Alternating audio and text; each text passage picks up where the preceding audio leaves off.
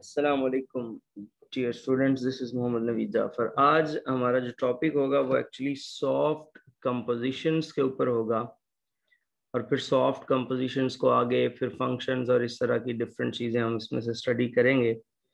सो आज के टॉपिक का टाइटल ऊपर लिखे देता हूँ। सब्जेक्ट है हमारा soft set theory. Sorry, topic है हमारा सॉफ्ट कंपोजिशंस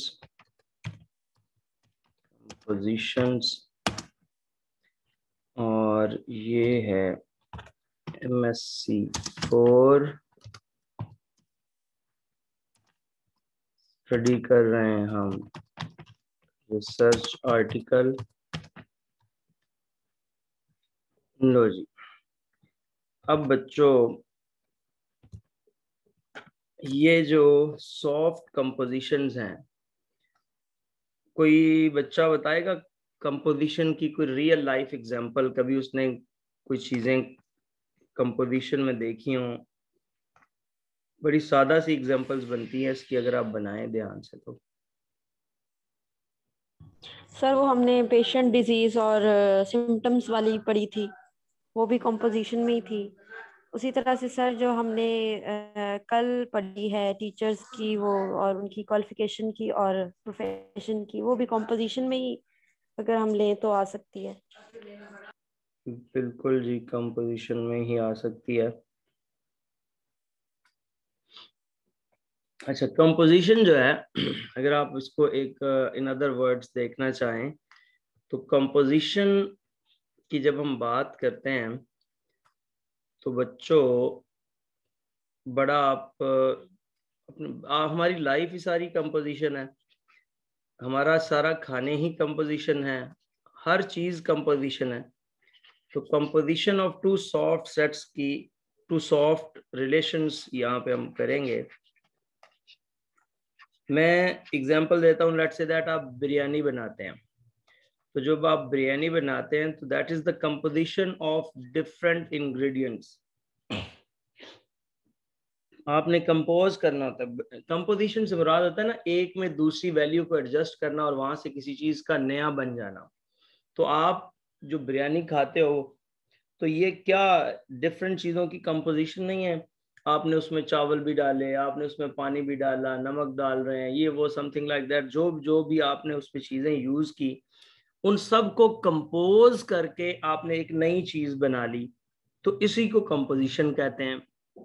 आप पियानो बजाते हैं तो जो पियानो बजाते हैं तो वो डिफरेंट जो ट्यून्स होती हैं उनको कंपोज करके एक नई ट्यून बना दी जाती। इवन अगर वीडियो देखें तो वीडियो जो है ये भी डिफरेंट पिक्चर्स की कंपोजिशन होती है, जिन पिक्चर्स को स्पीड के साथ डिस्प्ले किया जाता है। आप कभी वीडियो मेकिंग में भी इसको ऑब्जर्व करें तो that is also an composition. अच्छा, आम अल्फाज में जब मैं ये बात करता हूँ तो कंपोजिशन के बारे में बताते हुए जी, आपके पास कोई 3 सेट्स हैं। सबसे पहले मैं पहले 3 सेट्स लेता हूँ, इनको आपको कंपोज करके दिखाता हूँ। आप जो 3 सेट्स बच्चों सपोज करते हैं, इनके दरमियान एक रिलेशन डेवलप कर देते हैं। अब वो रिलेशन जब आप इसके दरमियान डेवलप करते हैं तो आप चेक कीजिएगा, इससे इसकी जानिब, लेट्स से दैट ये एक सेट x है, ये एक सेट y है और ये एक सेट z है। तो आप x से y के दरमियान एक कहते हैं कि f such that x to y be a function, और फिर आप y से z के दरमियान कहते हैं let's g such that y to z be another function. यहाँ पे f है, यहाँ पे g है। तो ये फंक्शन एक्चुअली रिलेशंस है ना, तो दो रिलेशंस के तहत आप आगे मूव करके जाते हैं। तो ये कहता है कि जो कंपोजिशन होगी यहाँ पे, वो जो कंपोजिशन है उसको कुछ इस तरह से हम डिफाइन करते हैं कि वो है सेट x से सेट z की जानिब, और इसको GOF कहते हैं। तो ये जो कंपोजिशन है GOF such that x to z, that is called the composition over the relations f and g. अब इसमें आमतौर पे स्टूडेंट के जहन में एक बात आती है कि ये g पहले कैसे है, तो ये जरा गौर कीजिएगा। इसके अंदर एलिमेंट्स हैं x टाइप के, इसके अंदर हैं y टाइप के और इसके अंदर हैं z टाइप के। y टाइप के एलिमेंट कैसे आएंगे कि इस फंक्शन में x पुट करेंगे तो y टाइप के एलिमेंट्स आएंगे, y is equals to f of x, ये आपको नोटेशन का पता है। और z किस तरह आएंगे कि g में y पुट करेंगे, ठीक हो गया। तो बच्चों जब आपके पास z इस तरह आ रहे हैं कि g में y पुट करने पर, तो एक्चुअली y है क्या, अगर आप y की तरफ देखते हैं तो g में y की जगह पे आप f ऑफ x ले लें, तो ये बच्चों आपके पास आ जाएगा GOF ऑफ x। सो यहां से वो z टाइप के एलिमेंट्स आएंगे, तो इसलिए इस कंपोजिशन को आप GOF कहते हैं। ये तो मैंने आम सेट्स के अंदर बताई। अब यही कंपोजिशन सॉफ्ट सेट में है, सिर्फ जहां आप x, y और z की बात कर रहे हैं ना, मैं आपको दिखाता हूं, जहां आप x, y और z की बात कर रहे हैं, सिर्फ बच्चों इनकी जगह पे जो नाम आपने देने x, y और z को, वो नाम आप क्या दोगे, सिर्फ वो नाम चेंज करने हैं। ये जो पहला नाम आपने देना है, ये आपके पास क्या है, एक सॉफ्ट सेट है FA, यानी कि इसमें ना आप इस तरह से कहो ना कि आप जहां एक मैपिंग, एक रिलेशन ले रहे हो, ये x से y की जानिब, मैं एक मिनट करके दिखाता हूँ, ये एक G ऑफ B है और ये एक H ऑफ C है, ठीक है। ये तीन आपके पास सेट्स हो गए। तो बच्चों इससे इसकी जानिब, फर्स्ट से जब आप सेकंड की जानिब मूव करते हैं, तो ये एक रिलेशन है R, ठीक हो गया, जो सॉफ्ट सेट, यानी कि आप यहाँ पे बता दें R is a relation from F of A to G of B, F of A से G ऑफ B की तरफ एक रिलेशन है। और ये जो आपका S रिलेशन, फर्ज करें इसको कह देते हैं S रिलेशन है, तो S एक रिलेशन है जो कि G ऑफ B से मूव करता है HC की तरफ। तो जो कंपोजिशन आएगी वो क्या आएगी, मेरे ख्याल में आपको ये समझ जाना चाहिए कि वो SOR, इसलिए मैंने पहले इधर बात समझाई सारी।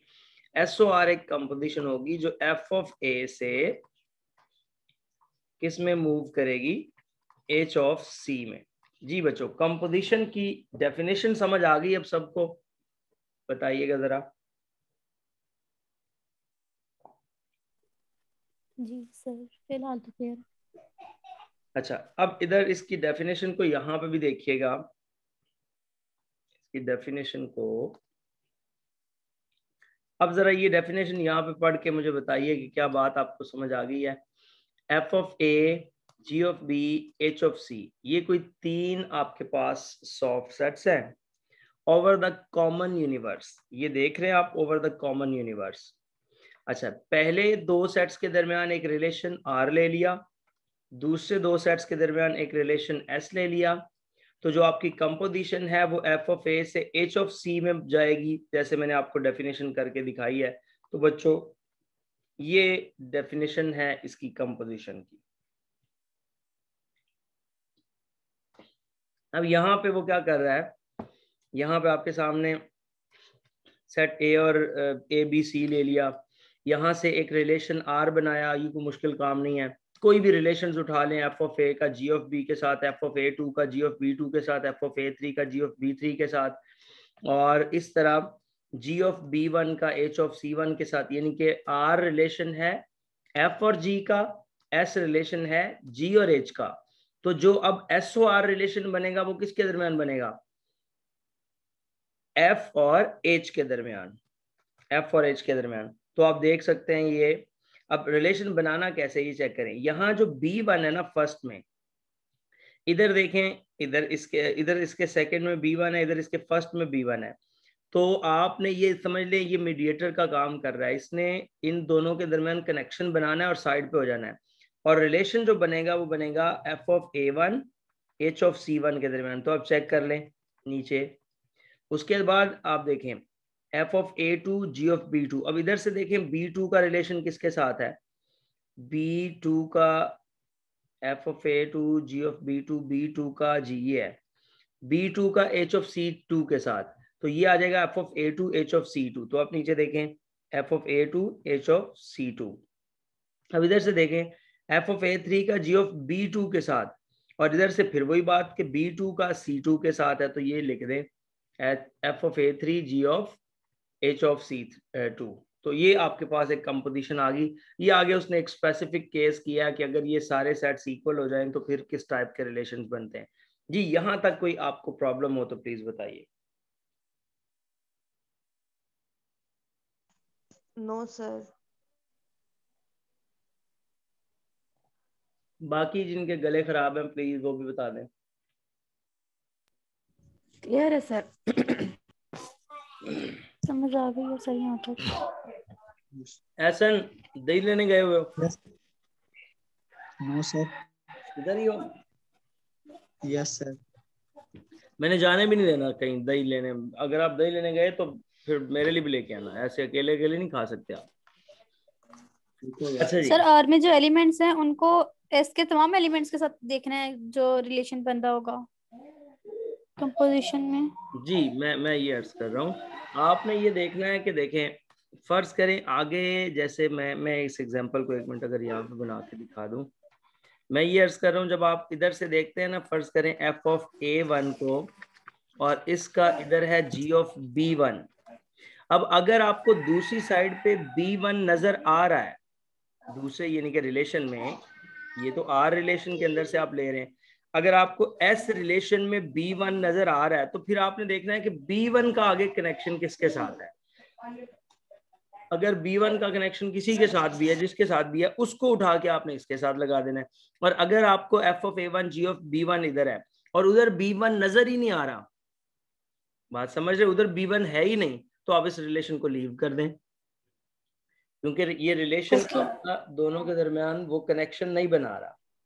अच्छा जी, इस तरह हो गया। अब आगे बच्चों जो नेक्स्ट हमारे पास है, ये अगर दूसरे सेट में B1 का रिलेशन एक से ज्यादा सेट्स के साथ होगा तो? अच्छा एक मिनट, आप समझती हैं कि इस तरह फंक्शन बन जाएगा? अभी फंक्शन की डेफिनेशन पे आते हैं, फिर मैं आपको बताता हूँ, क्योंकि फंक्शन की डेफिनेशन को भी तो हमने देखना है ना। फंक्शन की डेफिनेशन के मुताबिक वो पॉसिबल ही नहीं है। MSc 4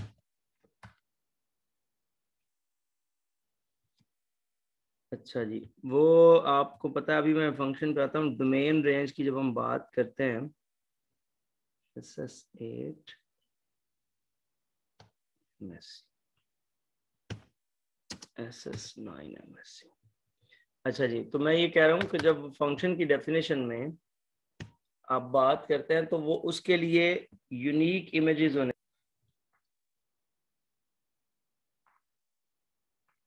जी मैं ये अर्ज कर रहा था कि वो फंक्शन की डेफिनेशन अलाउ नहीं करती ये बात जो आपने की है, क्योंकि डोमेन, अभी मैं फंक्शन की डेफिनेशन पे भी आता हूँ, वो आपके पास एक के अगेंस्ट कई रिलेशंस आप वहां से लेंगे नहीं। और अगर लेंगे, लेट्स सपोज दैट अगर रिलेशंस की हद तक बात है, तो अगर आप रिलेशन ले रहे हैं तो आप उतने बी के एलिमेंट्स उसमें भी बनाते जाएं। बात समझ आई? मतलब आपको लग रहा है कि B1 के साथ आपके पास 3 एलिमेंट्स लेट्स से दैट आ रहे हैं, तो आप उधर एफ ऑफ A1 के साथ इधर 3 बना दे। अगर आप उस सेकंड रिलेशन में 3 एलिमेंट्स रख सकते हैं B1 के अगेंस्ट, तो F1 के अगेंस्ट भी तो वो एलिमेंट्स रख सकते हैं ना, इसमें क्या प्रॉब्लम है? तो मतलब आप उसका रिलेशन बना देंगे। हाँ वो फंक्शन नहीं होगा, वो एक अलग बात है। ओके। वो अभी हम फंक्शन की डेफिनेशन पढ़ने लगे हैं, इसमें आपको और चीजें कुछ क्लियर हो जाएंगी। अच्छा जी, अब बच्चों सॉफ्ट फंक्शंस की तरफ आते हैं। सॉफ्ट फंक्शंस,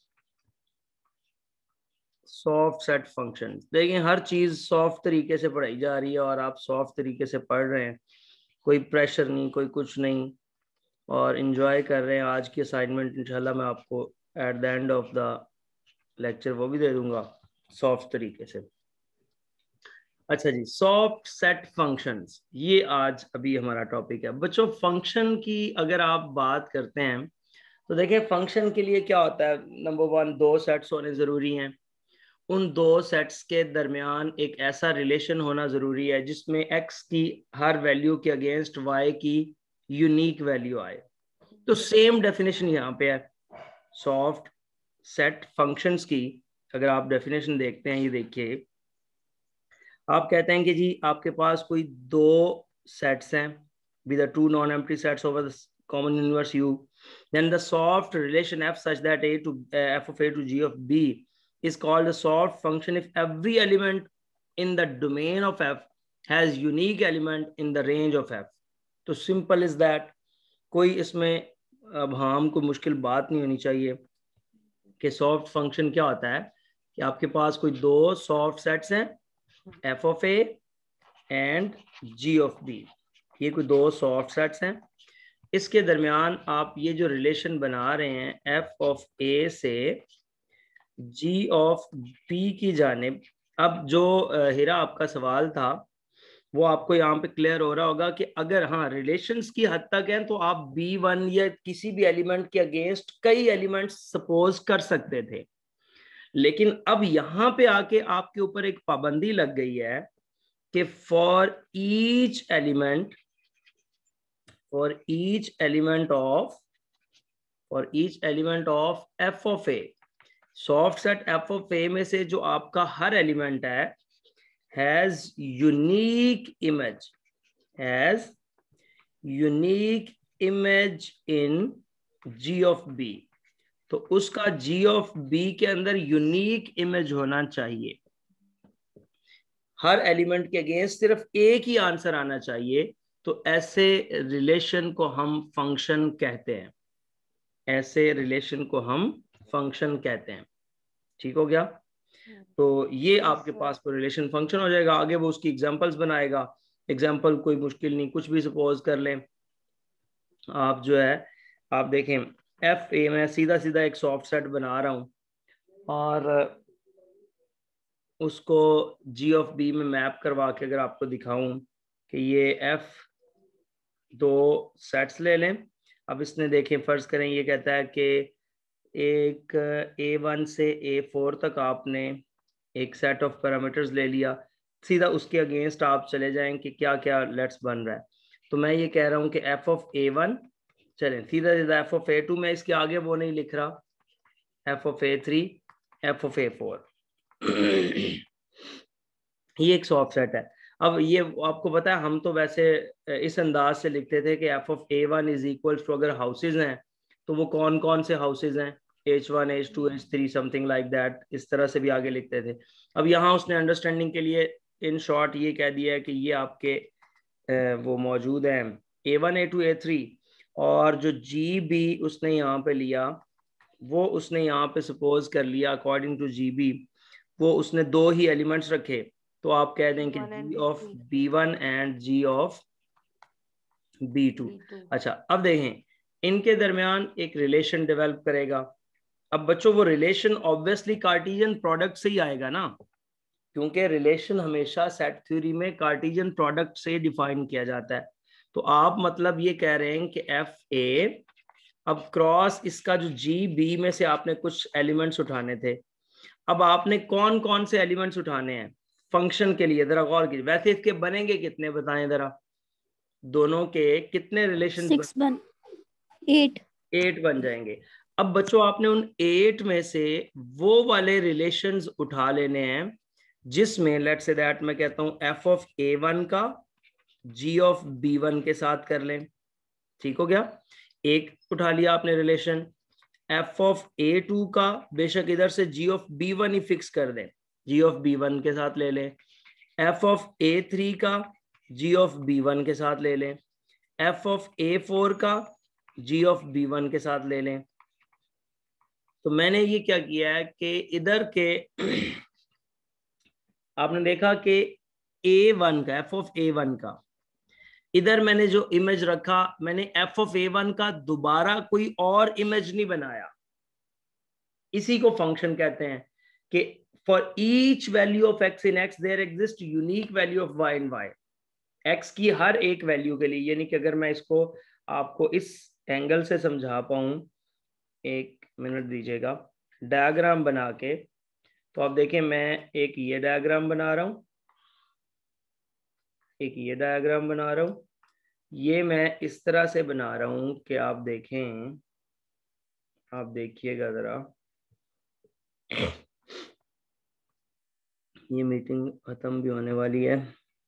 अच्छा, ये यहाँ से इस तरफ जो मैपिंग की, ये यहाँ पे f ऑफ a1 रख लिया, यहाँ पे f ऑफ a2 रख लिया, यहाँ पे f ऑफ a3 रख लिया, यहाँ पे f ऑफ a4 रख लिया, इधर g ऑफ b1 और g ऑफ b2 कर लिया।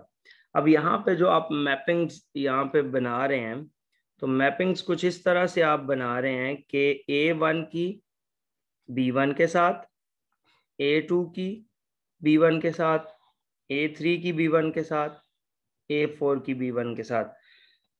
तो आपने देखा कि इधर का ना तो कोई एलिमेंट रिपीट हो रहा है और ना ही कोई मिस हो रहा है, तो हर एलिमेंट का इस साइड पे एक यूनिक इमेज है, इसलिए ये सॉफ्ट फंक्शन कहलाता है। ठीक हो गया। अब अगली बात इसमें आएगी domain of the soft function और range of the soft function. तो मुझे इसी में बताएं डोमेन क्या है और रेंज क्या है।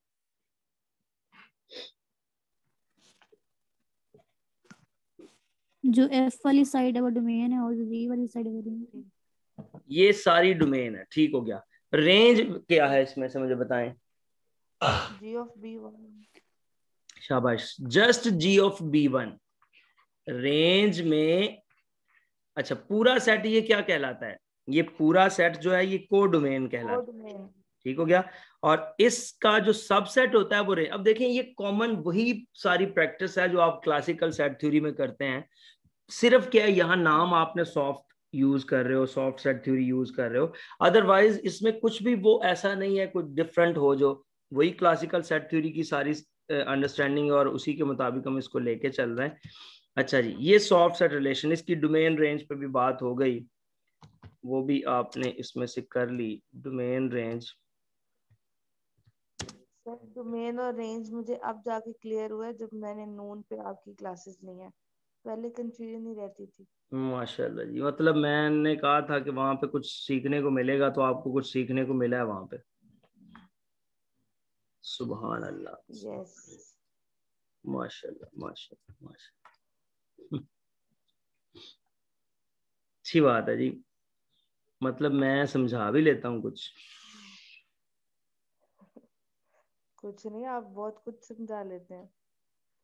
ये ऐसे तो बंदा जैसे कुछ तंजिया नहीं कह रहा था।